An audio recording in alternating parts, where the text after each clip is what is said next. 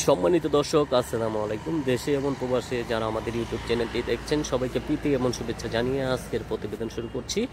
দর্শক, সামনে এক অসহায় আপু দাঁড়িয়ে আছে, তার জীবনের গল্প শুনবো। আসসালামু আলাইকুম আপু। ওয়ালাইকুম আসসালাম। ভালো আছেন? জি। কি নাম আপনার? রিনা। রিনা আপু, কি খবর? ভাই, আমার একটা মেয়ে আছে, আমার স্বামী আরেকটা বিয়ে করে আমাকে কোনো খোঁজ খবর লয় না। আমার মা নিয়ে আমি থাকি, মানুষের বাসা বাড়ি কাজকর্ম করি, মেয়েটা নিয়ে থাকি। তাহলে এইভাবে আপনার জীবন চলতেছে? জি।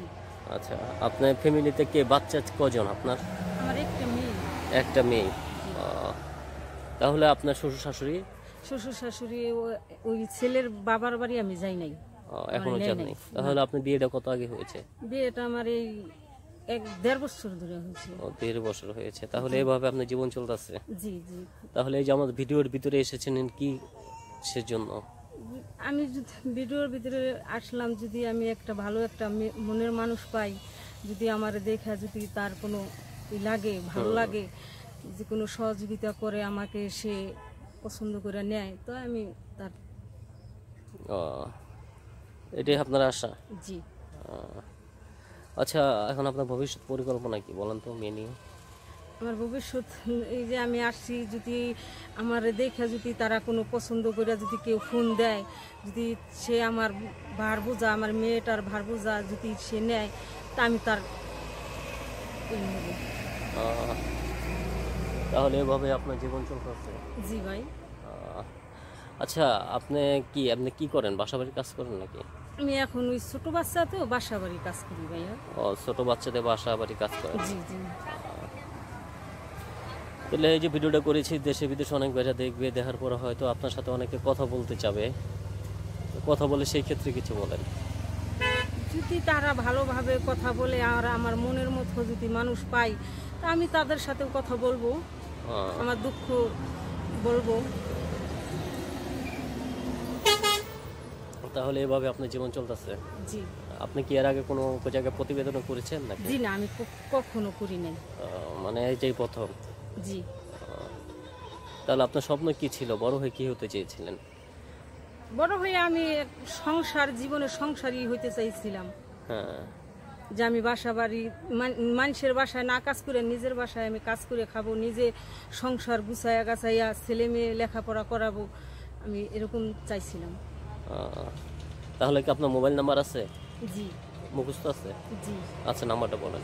0109 8 55 55 8 8 না 8 না 9 9 0 0 2। আপনার নাম্বারটা আপনি বললে তো হবে না। 2 তারপর 272 নাম্বার বের করেন, আমি বলে দিই। আমি বলি 19 বলেন, প্রথমটা বলেন। 019 019 8 8 55 55 9 9 0 0 272।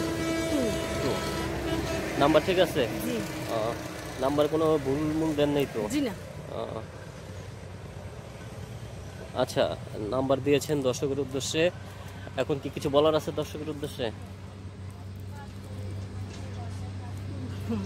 দর্শক যদি আমার নাম্বার পাইয়া যদি আমাকে ফোন দেয়, যদি ভালোভাবে আমার সাথে কথাবার্তা বলে, আমার যদি তারা দেখা পছন্দ করে, তা আমি কথাবার্তা তাদের সাথে বলবো।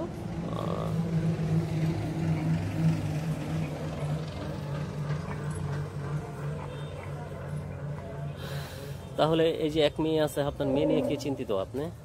আমার মেয়েটাকে আমি যদি মনে করেন একটু একটা ভালো একটা মানুষ পাইতাম, আমি বাসা বাড়ি থাকিয়া নিজের সংসার গুছাইয়া করিয়া মেয়েটাকে আমি পড়ালেখা শিখাইতে তার ভবিষ্যৎ করতাম, আমার মতো কষ্ট করাইতাম না। আমি যে মানুষের বাসায় কাজ করি, কষ্ট করি, এরকম কষ্ট যে মেয়েটা না করে, আমার এই কল্পনা ছিল। আমি মেয়েটাকে আমি ভালোভাবে লেখাপড়া শিখাইয়া ভালো একটা যে চাকরি কিংবা ভালো জায়গায় বিয়ে শাদী দিতে পারি, এরকম আমার একটা চিন্তা ভাবনা। ঠিক আছে, দর্শকের উদ্দেশ্যে কিছু বলার আছে আপনার? মানে কিছু বলার আছে দর্শকের উদ্দেশ্যে? দর্শকের যদি আমার এরকম একটু সাহায্য করে, তাই আমি করব। ঠিক আছে, আমরা ভিডিওর ভিতরে মোবাইল নাম্বার দিয়ে দিই। দর্শক, আপনারা সহযোগিতা করেন বা নাই করেন সেটা আপনার একান্ত ব্যক্তিগত ব্যাপার।